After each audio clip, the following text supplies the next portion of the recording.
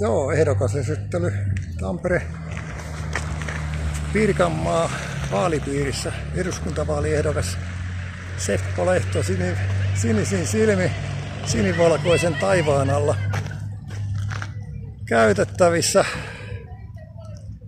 monenlaisiin hankkeisiin, ja eduskuntavaalit 2027 tarjoaa oppineisuuttani, osaamistani, ihmisen arkea ja historiaa ja talouselämää ymmärtävänä tahona.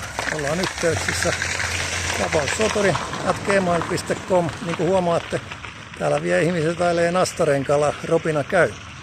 Olisi kyllä jo voinut kelin puolesta panna kesärenkaat.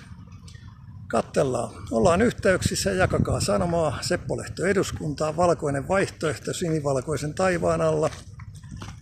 Suomi kokonaiseksi, paluumuutto sallittava suomalaisille Suomen lipun alla Viipuriin. Miehitettyyn palautettavaan Karjalaamme, Sallakuusamoomme, Petsamoomme, Kalastajasaarentoon, Jäämeren rannoista Laatokan rannoille, Suomenlahden saarille suomalainen paluumuutto käynnistyy ja somalit voivat muuttaa Somaliaansa. Paluumuutto kunniaa. Ollaan yhteyksissä. Jakakaa, jos pidätte sanomasta.